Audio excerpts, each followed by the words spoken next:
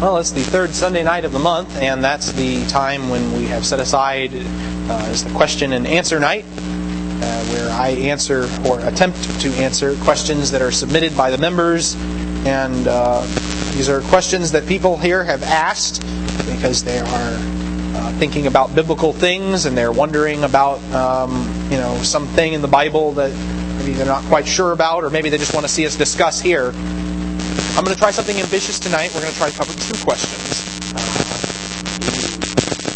Mainly because one of these I don't think is something that really needs to take up a whole session, because it just pertains to a historical curiosity, and that is Cain's wife. The question was, if the first 2 people are Adam and Eve, where did Cain and Abel get their wives? The answer? Well, first of all, did Abel have a wife, as far as we know? No. Abel doesn't appear to have had a wife in Genesis. He appears to have died before he married. Cain killed him in Genesis chapter 4. But did Cain have a wife?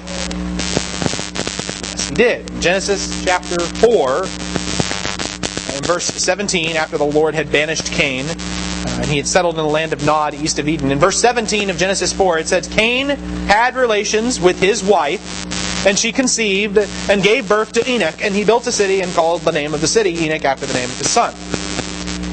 Now, Cain's wife isn't mentioned anywhere before this point, and it doesn't even say Cain took a wife, it just said Cain had relations with his wife. So it's just kind of a matter-of-factly mentions this offhand, hence the great perplexing question, because she's never mentioned anywhere before or after this point. So somebody wonders, well, where did Cain's wife come from? And, well, the short answer is we don't know. There are some theories that have been put forth. One theory that is not very popular, but it's out there, is the pre-Adamite man theory, which, and I'll just say this so you can judge for yourselves what you think of it, argues that Adam was not the first man, but that there were other humans who preceded him. And, it sounds like something people would have cooked up to harmonize with a theory of evolution, but the reality is this theory actually existed before there were evolutionists. So your guess is as good as mine. And it turns out the reason people even believe in pre-Adamite man is because of Cain's wife. They're trying to figure out where she came from.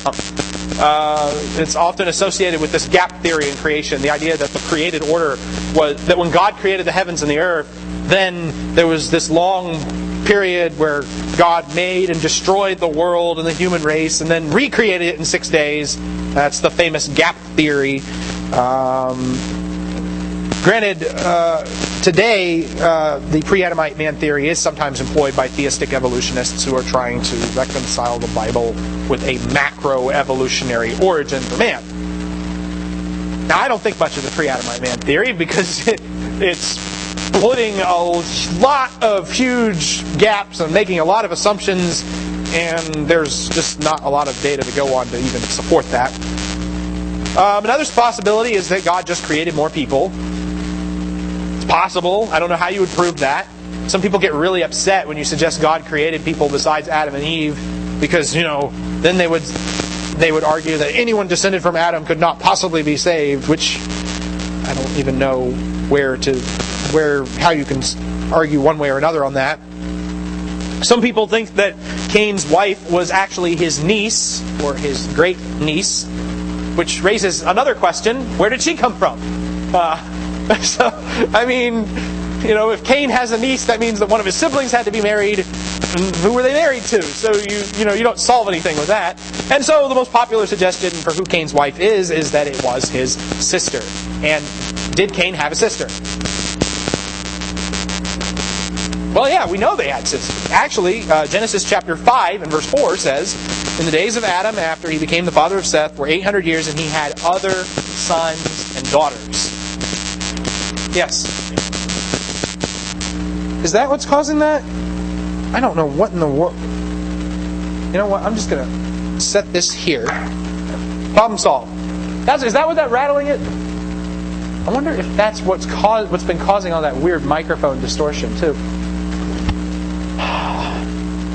Well, we're going to find out, aren't we? If we don't hear any more crackling for the rest of this, we'll know it was the phone. It was getting overheated, too. That's the weird thing. And then I picked it up just now. Anyhow, so we know Adam had other sons and daughters. We know that Adam lived 930 years. It's a pretty long time.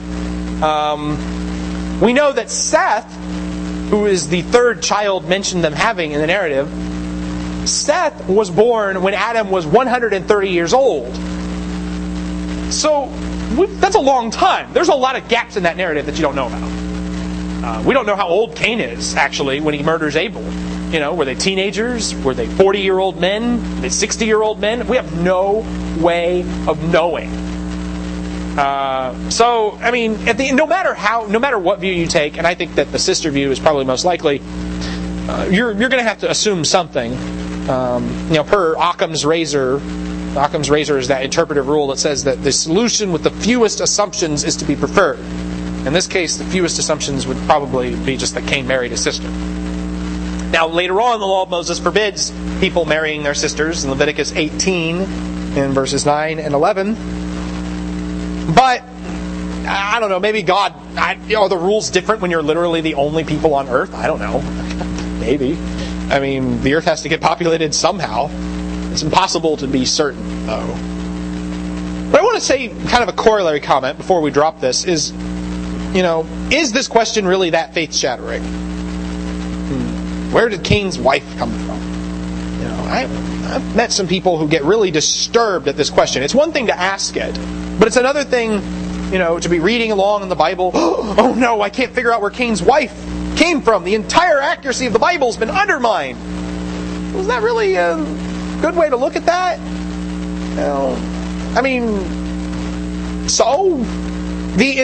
There are lots of questions the Bible doesn't answer. Lots of questions the Bible doesn't answer. And that's not even unique to the Bible. No matter what you're reading, there are lots of questions that don't get answered. That's how it works. It's like if you were reading Abraham Lincoln's Gettysburg Address and you decided, he doesn't mention where Gettysburg came from in this address. He must not have existed. Does that make any sense to you? It doesn't make sense to me. He doesn't explain but he doesn't need to because the context doesn't call for it. There's nothing in the situation that requires him to explain, how Gettysburg was founded. It's like watching a movie and claiming you can't understand the movie because there's a guy in the background eating a sandwich whose origins you don't know. Well, really though, that's what that is.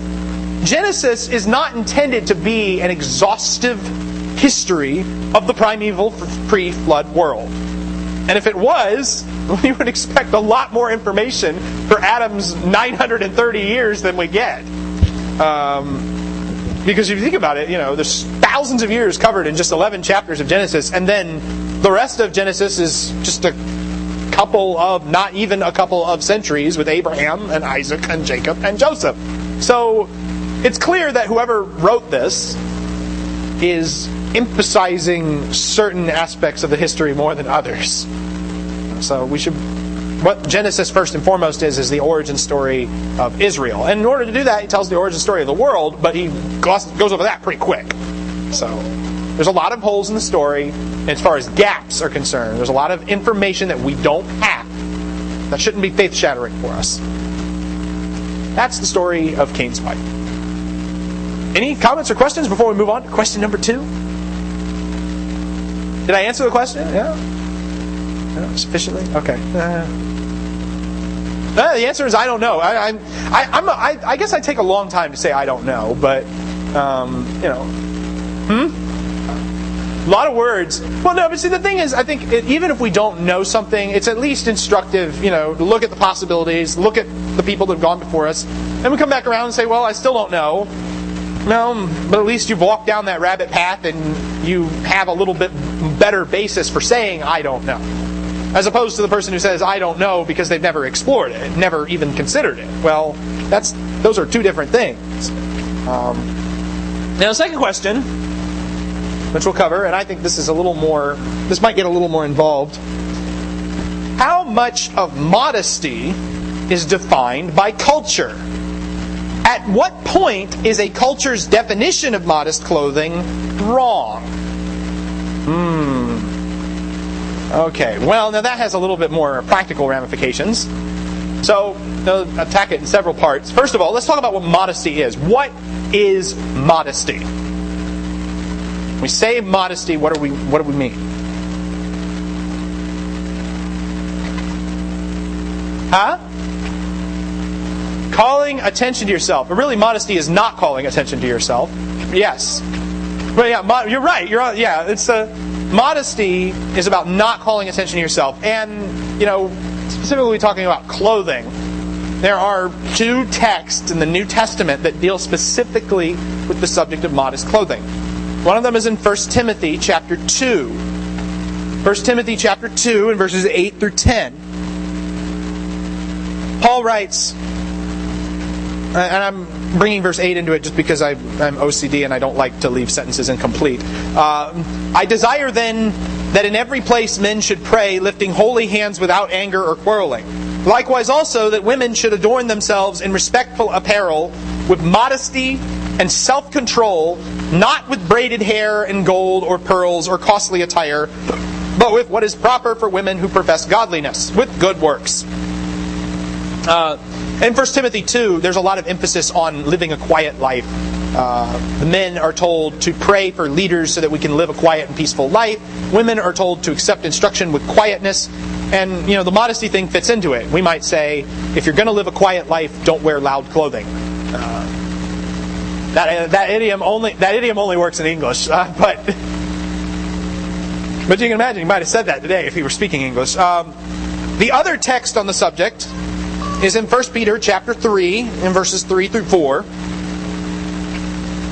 where Peter, addressing the women, says, "Do not let your adorning be external, the braiding of hair and the putting on of gold jewelry or the clothing you wear, but let your adorning be the hidden person of the heart, with the imperishable beauty of a gentle and quiet spirit, which in God's sight is very precious." Okay. So, based on those things, what does modest clothing mean? Well, Luis basically had it right the first time. It's not drawing attention to yourself. Now, people, when they talk about modest clothing, what are they typically talking about?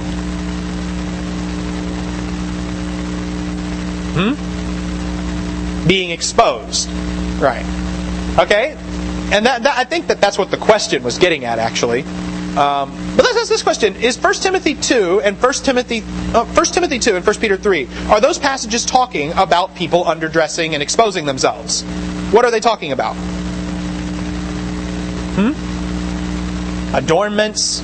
It's almost more about overdressing than underdressing, isn't it? Yeah. I mean, you look at the specific things he brings up: braided hair, gold, pearls, costly attire.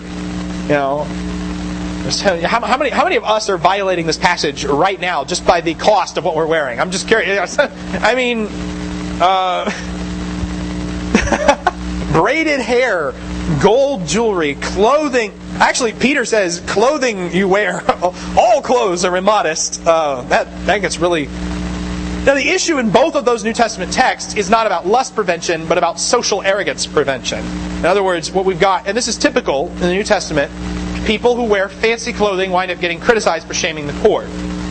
You think about James chapter 2, for instance, which tells the story of a synagogue meeting where one man comes in wearing rags and another man comes in wearing fine clothes and a gold ring, and people prefer the man who's dressed nicely. They treat him differently than the guy who's in rags. The problem in James is, why are you showing favoritism? And it's addressing the members of the congregation. But here, Paul and Peter both address the people who wear clothes and say, don't be so anxious to draw attention to yourself. Don't dress so as to be seen by men. I mean, and you can look at other passages, like in Luke 16:19. One of the key characteristics, that's the story of the rich man and Lazarus. One of the key characteristics of the rich man that winds up in torment is the clothes he's wearing. He wears the fine purple attire, while Lazarus is covered with sores and has to eat the crumbs that fall off of his table. But his clothing defines him as a rich man. So, and we can make all kinds of practical applications. It's like, you might ask the question: do people need to buy a $5,000 suit and a $500 pair of shoes? Well, Or is that just a social symbol? To say, hey, look at me, I'm special, I'm important. Well, if it's a social symbol, it's the opposite of what this passage teaches. It's not modest, and frankly, it's an affront to the poor man who has to eat crumbs. Not to mention the God who made him. So it's not appropriate. But that isn't what the question was asking about, I don't think, is it? The question that asked about modesty in terms of culture, what they usually mean when people ask questions about modesty and culture is this question of sexually provocative clothing. And do 1 Timothy 2 and 1 Peter 3 have anything to say in that category? Is there any principle we get from this text that might be relevant?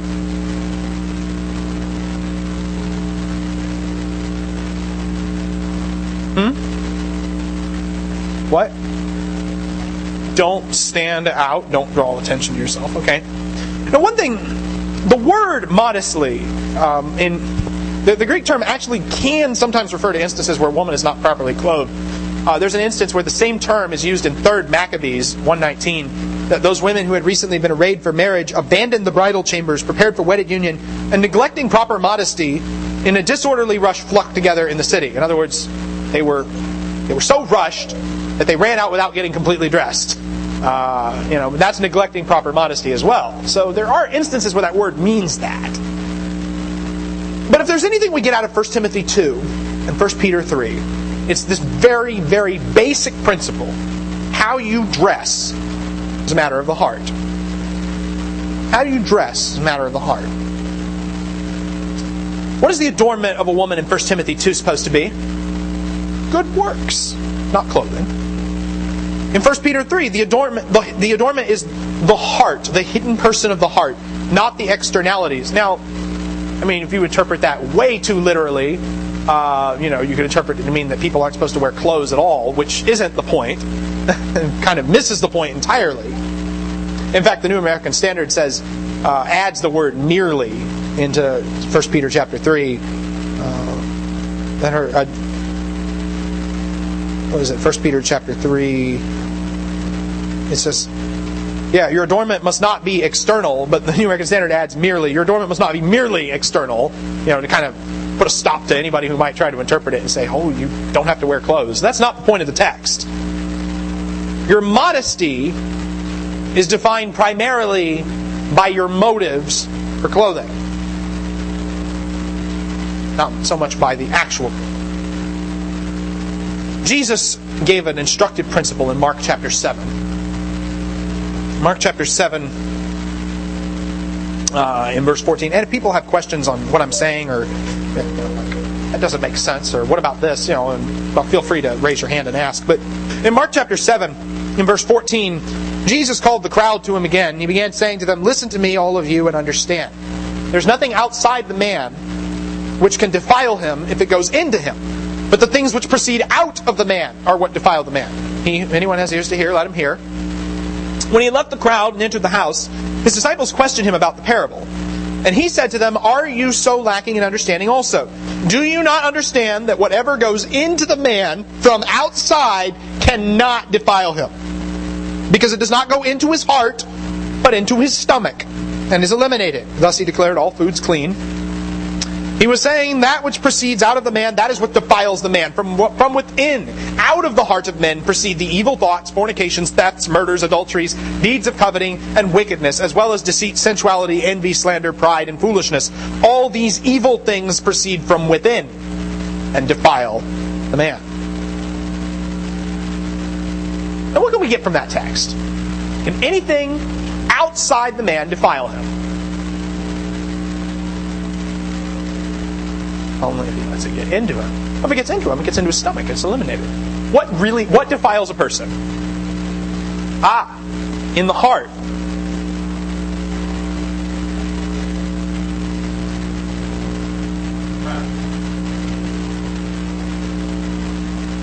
Right. And that's, from the heart proceeds fornication. That's one of the things he lists there, actually. People might try to make the case, fornication, that's just a sin outside the body. That's not from the heart. But it is from the heart. Jesus says it's from the heart. Contextually, Jesus is talking about washing your hands. And he's talking about clean and unclean foods. But the applications go beyond that. If I eat pork, does that defile me?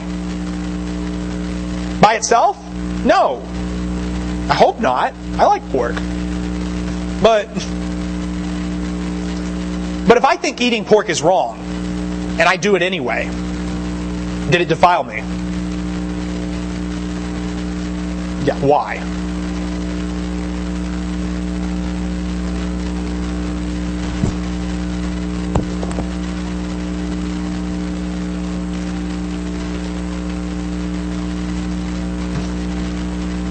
Huh? The attitude? The heart? Is it not?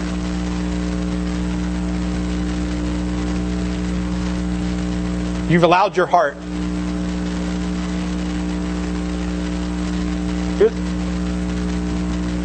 If you're the sort of person who wants to defile your conscience, it's the decision that comes out of your heart. That's the real stain. The pork still didn't stain you. The decision you made in your heart to go against what you thought was right, that will defile. Because that comes out of the heart. And that's a basic principle. That applies to food. Does it apply to clothing? Certainly.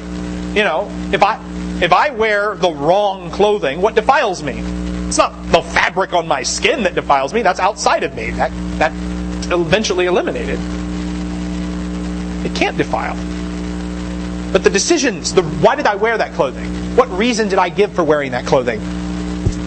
Well, only the heart can answer that. And if the heart's not making good decisions, that can defile. If the heart has the wrong motive, that can defile. Now, so that's what we come to in this instance.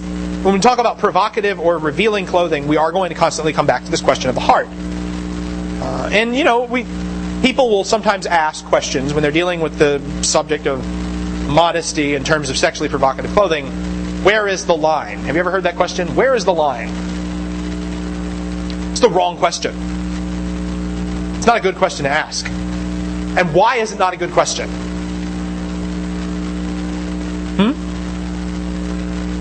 Everybody's line is different, yeah? Right, exactly. I should be trying to stay away from the line. The line, an interest in the line betrays an inherent interest in the heart to push boundaries, doesn't it? I mean, if we are interested in pushing the boundaries, in doing, in how much we can get away with, what does that say about our heart? It doesn't say. The real question we should be asking is, how can I be pleasing to the Lord? That should be our question. And in and of itself, the way that we dress is superfluous by itself. It's just an external decision that amounts little more than a difference for fabric shapes and sizes.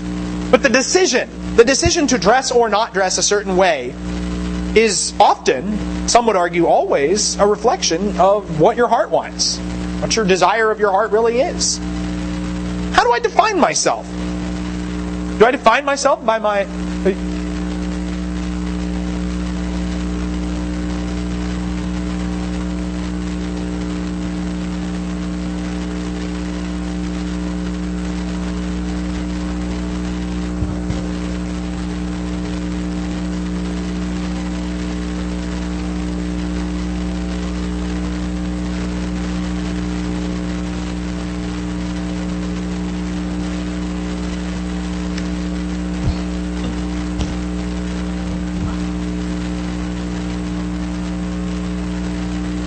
Yeah, that's a good question. I mean, we're gonna get to some of that. That's the culture issue, because that's on the other side of this question of how modesty is affected by culture. Definitely, there's been a lot of changes in culture since the first century.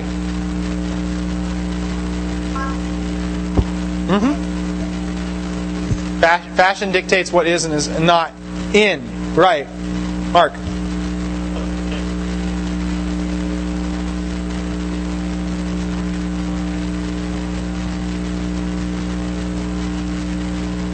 Yeah.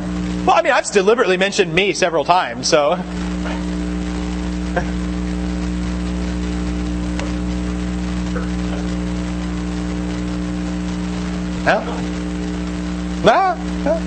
Well, okay. Now, I mean, the real question we need to ask, of course, is how do I define myself? Do I define myself by my appearance? Is it all about look at me? The way I dress. This is my, style of clothing. This is my preferred brand, my preferred style. Are our clothes our identity? What's our identity? Does Christ live within us or not? Are we Christians or not? That should be the defining feature of our existence. Our clothes are simply window dressing, effectively. If I don't define myself by the internal person of the heart, then it doesn't matter what I'm wearing, I'm immodest. There you go. Now let's talk about specific standards, because a lot of brethren, I know a lot of brethren personally who espouse a very particular dress code, very specific dress code. It differs from person to person, but it's still a very particular dress code. The hemline cannot cross this threshold. The neckline cannot cross this threshold, or else it is a sin. What's the first question we should ask?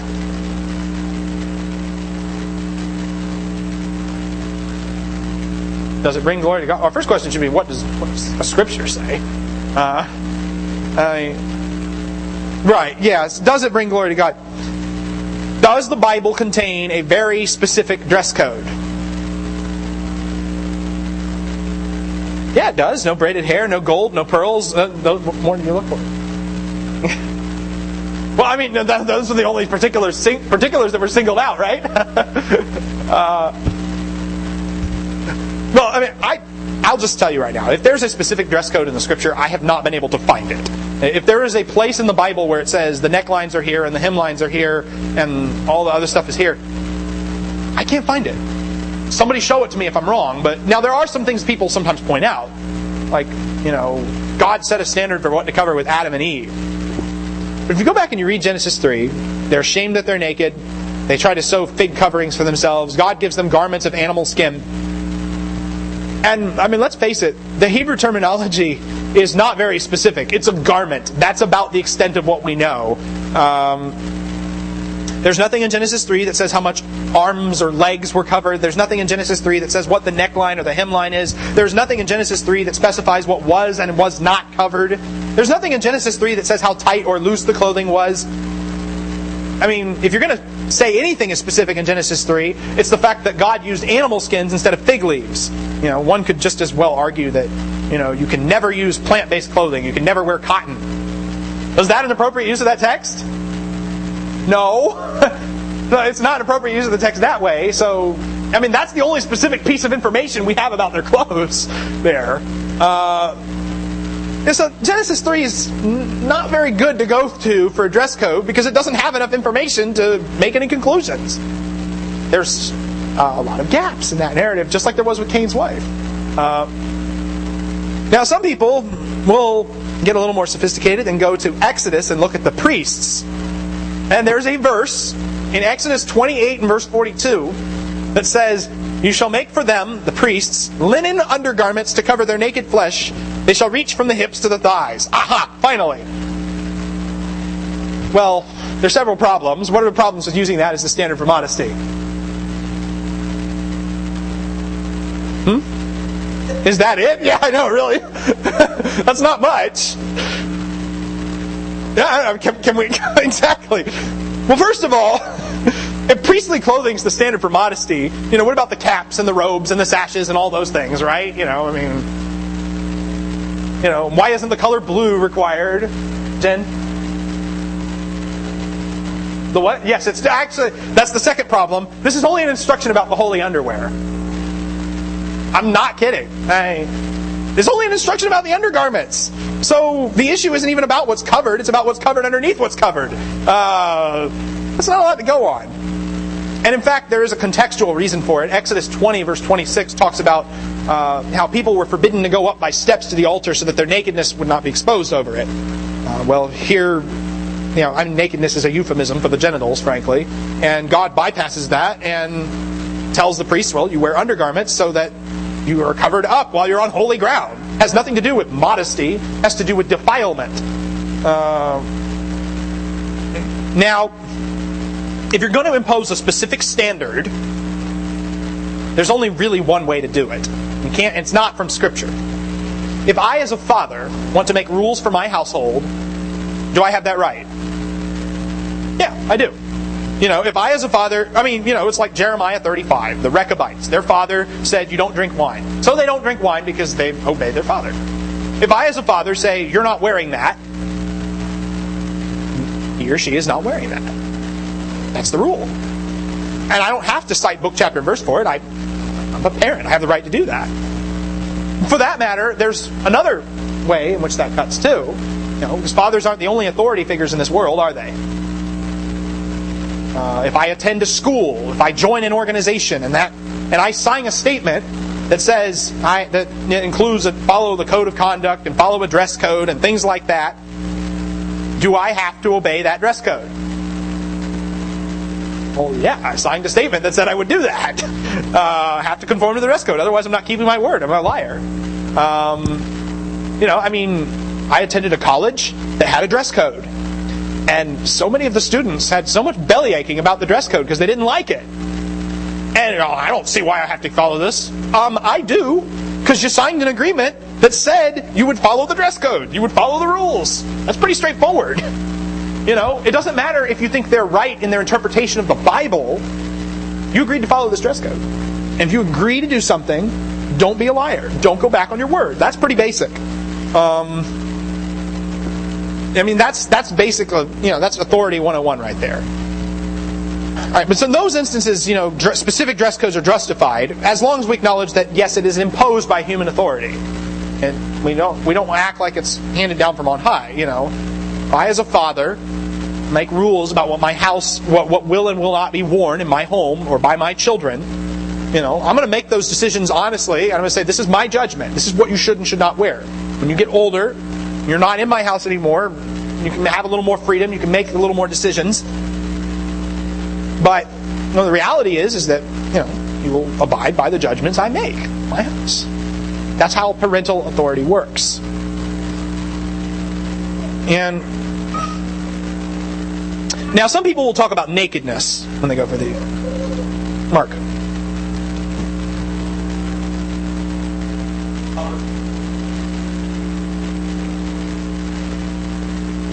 Yeah.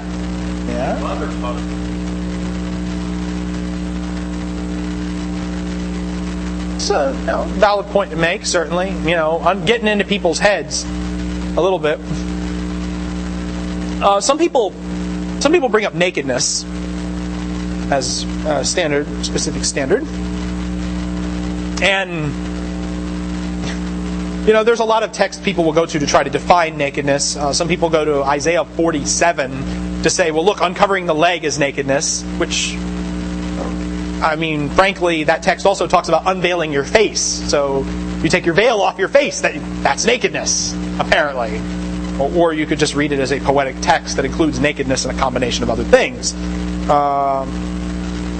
The truth is, no one I know argues for the veiling of the face on those grounds because, people are being more selective than care to admit. But you talk about nakedness. Is nakedness shameful? Yes. Is it always shameful? Not always. Why? What would be an exception? Okay, we got to shower at some point, right? 10. Well, yeah, the priests are supposed to examine people for leprosy, right? Nakedness is... What about birth? Everybody in this room was born, and you didn't come out of the womb wearing clothes. And most children don't feel ashamed at being naked. It's only Adam and Eve. Adam and Eve only felt ashamed at being naked after they sinned. There's a sense in which, children don't really feel a sense of shame when they've lacked that accountability. But it's when they get older, they start to feel a sense of shame at nakedness. Nakedness is used in Scripture variously as an idiom for defenselessness or humiliation or mourning or desperation or judgment. Romans 8:35 says that nakedness can't separate us from the love of God. Just keep that in mind. And 2 Corinthians 5, which I think I want to stop and read that for sure. 2 Corinthians 5 mentions, we know that if the earthly tent, which is our house, is torn down, we have a building from God, a house not made with hands, eternal in the heavens. For indeed in this house we groan, longing to be clothed with our dwelling from heaven, inasmuch as having put it on we will not be found naked. There's a sense in which everybody's naked, even though they're wearing clothes. because they haven't been clothed with their real clothing. Their clothing from heaven, their heavenly dwelling. So there's a sense in which before God, we're still needing to be clothed. We're still awaiting our clothing until Jesus comes back. So that's something to keep in mind too. Is it always a sin to be naked? Well, no, we've already pointed that out. No text actually ever says it's a sin. Uncovering nakedness is used as an idiom for sexual relations in Leviticus 18 and 20, but that's not the same thing. The captives, whenever Israel was taken captive, sometimes the captives were naked. We're supposed to clothe the naked. We're not supposed to ridicule them. That's mentioned a lot in the Scripture, in James 2, and Ezekiel 18, Matthew 25, all sorts of passages. Jesus talks about, I was naked and you clothed me. You didn't go tisk down their noses at him. They clothed him. And if being naked is always a sin, then there's all sorts of questions like, what about bathing? What about your sexual relationship with your spouse? What about Jesus? Frankly, Jesus wasn't wearing clothes when they put him on the cross. They took his clothes away from him forcibly. Did Jesus sin when they crucified him while he was naked? No. So being naked isn't inherently sinful by itself. Well, some people will say, well, it's only wrong if someone sees you. Really? Is that true? Well, not necessarily. Okay, yes, we got to be careful posing absolutes like that. It might be humiliating. There might, somebody walks in, like, oh no. Well, that's not the same thing as sinful either. Otherwise, again, you've got Jesus who was crucified naked in full view of the public, and I don't think he was married to all of them. Well, and not to be crass, but there's plenty of situations where you need to be naked in front of others, like when your doctor is examining you, or if you're. I know some elderly and infirm people, they need people to change them and bathe them. Those are situations. We need to at least qualify it before we say it's sinful. Right, but that's not what the issue is. Anyway, the issue is not nakedness. The issue is sexual provocation. And what do we have to say about that? One thing that comes up when we talk about sexually provocative clothing is in Matthew chapter 5. Jesus said, Matthew chapter 5, and this text has already been alluded to at least once. Matthew 5, verse 27. You've heard that it was said, you shall not commit adultery. But I say to you that everyone who looks at a woman with lust for her has already committed adultery with her in his heart. If your right eye makes you stumble, tear it out, throw it from you, for it is better for you to lose one of the parts of your body than for your whole body to be thrown into hell. If your right hand makes you stumble, cut it off and throw it from you, for it is better for you to lose one of the parts of your body than for your whole body to go into hell. That sounds pretty brutal. Whose fault is it if a man lusts after a woman, according to this text?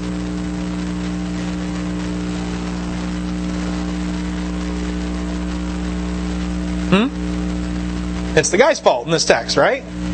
Now, we can bring up the principle, what about putting a stumbling block in front of somebody, right? And the stumbling block, we're not talking about offending somebody. We're talking about actually causing them to sin. I know of an instance of a story of a man who was in a church, and in a men's meeting, he asked the men in the meeting, can you go home and just encourage your daughters and your wives not to expose their legs because it's a little distracting when I'm waiting on the Lord's Supper table. Well, some people took great offense to that. How dare he say such things? But he was a brother relating a genuine concern. He was young in the faith, and he was worried about this passage. Did he do wrong by saying that? No. Is church the place where you're supposed to come to suffer through those things? You do have that instance. And so but it is sometimes argued that a woman can cause a man to sin by dressing in such a way that he lusts after her. Now you got to be careful. How far do you take that? Some men will lust after a woman no matter what she's wearing. That's a fact. Some men like a woman because of her face. So should she always cover her face? Is that the solution we're going to propose? Because there's some cultures that do that. Some men lust after a woman because of her feet. So she's forbidden from wearing sandals. Must always wear closed-toed shoes. Sometimes the color someone is wearing can provoke lust. Imagine that, right? there's all kinds of psychological studies about how some colors are preferred and be, viewed as more sexually attractive than others.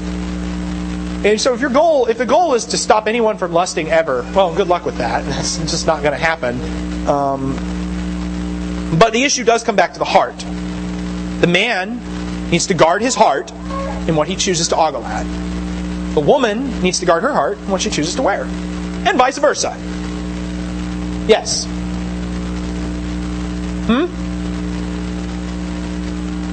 Just no more women? No more women in church? What? Yeah, that's not an option. Okay.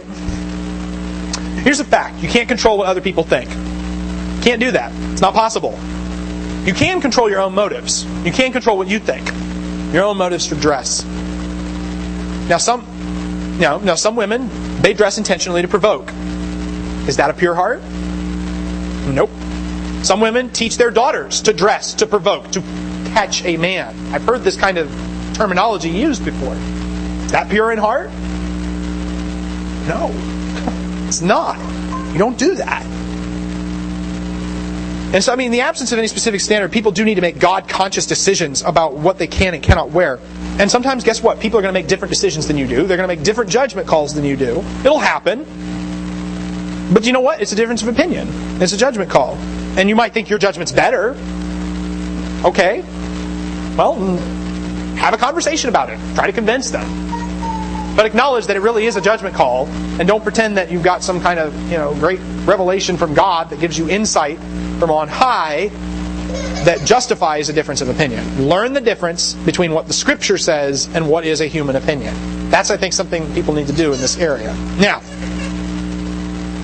almost out of time. I haven't even gotten to the culture bit. Culture. Okay. What defines whether something is sexually provocative? There's a lot of factors that go into that, but one very, very, very big factor is the culture we live in. Because culture knows what is sexually provocative and knows what isn't. And what is provocative in one culture is not necessarily provocative in another, at least not to the same degree. What's provocative in one era is not necessarily provocative in another area. You look at Genesis 38, for instance. Judah goes to see Tamar. Tamar is dressed like a prostitute. What did the dress of a prostitute consist of? One thing we know is what? It was sexually provocative. What do we know? What is the one specific thing we know about how Tamar was dressed? In Genesis 38. We know one very specific thing about how she was dressed. Huh? That's not what it says. Genesis 38, verse 13 through 15. It was told to Tamar, "Behold, your father-in-law is going up to Timnah to shear his sheep." So she removed her widow's garments, covered herself with a veil, wrapped herself, and sat in the gateway of Enaim, which is on the road to Timnah. For she saw that Shelah had grown up, and she had not been given to him as a wife. And when Judah saw her, he thought she was a harlot, for she had covered her face. The sexually provocative thing this woman does is cover her face.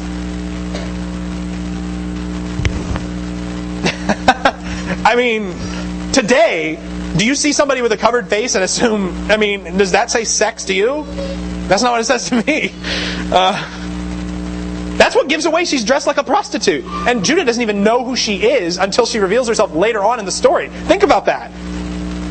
If somebody's covering her face, we don't think of that provocative. We think of that as prudish. But back then that was provocative. Huh? What? How is that even possible? And the truth is, because the culture back then was different. We didn't live there. It was over 3,000-ish years ago. I'm probably getting my chronology messed up. India. Got to bring up India. In India, and you've seen the photos I bring back from India, it's common for many of the women who wear saris to go around with their midriffs exposed. They don't see that as immodest. But be careful not to show too much leg above the ankle. That is immodest. That's how it is in India. In Europe, during the Renaissance, and really through most of the 19th century, it was more risque for a woman to expose her shoulders than it was for her cleavage to be visible in the 19th century Renaissance era. Today, it's the reverse of that. So there you go. And in fact, our entire ideas about what men's clothing and women's clothing is change over time. That's why, there are people in this room who can remember when wearing pants was a sin for women. And now, you have men's pants and women's pants. And, men should not wear women's pants because it'll look bad. We still have a difference between men's clothing and women's clothing, but it changes, right? And so, I guess to answer the first question in a really roundabout way, how much of modesty is defined by culture? Well, the answer is a lot. And to answer the second question, at what point is a culture's definition of modest clothing wrong? Here's where it gets interesting. When it comes to clothing, and this is just an observation I've made, I think that society as a whole tends to be more honest about what's modest than Christians do. Society as a whole tends to be more honest about what is provocative than Christians are. It's like the bikini. The bikini is a sex symbol. It was designed by people who want women to dress in a very specific way, in a provocative manner. And generally, if you ask the world, why do you dress that way? It's to be provocative. That's why. Right? The only people I have ever met who say it isn't are Christians. So, I don't think the question is if culture's definition of modesty is wrong. I think the question is whether we're wrong for trying to trick ourselves into thinking that we can be different. Well, we can be different from the culture and be immune to the provocativeness of it. And that brings us back to the real question. Where is your heart? Because if I'm lying to myself because I want to dress a certain way, is my heart pure? If everybody else I know does something for sex reasons, but I claim to do it for purely innocent reasons, that's like the Corinthians going into the idol's temple and saying, we have special knowledge. We know that the idol is really fake. Paul says, just stop going to the idol's temple. Okay? Just stop. Don't destroy your brother over this distinction.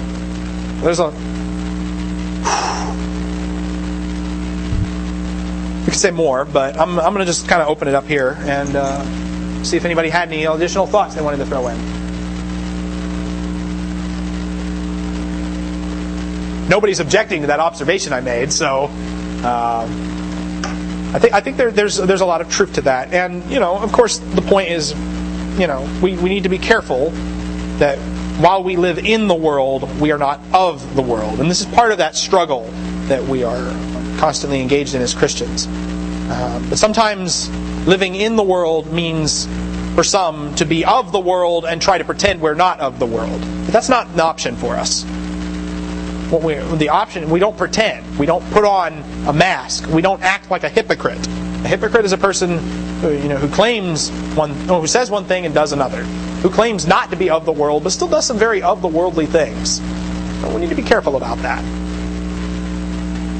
As we wrap this up this evening, I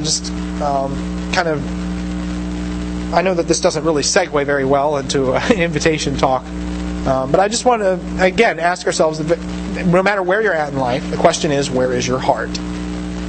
Is your heart right with the Lord? And if your heart is not right with the Lord, then make it right with the Lord. Give Him your heart. Submit to Him. Cleanse your hands. Purify your hearts, James says.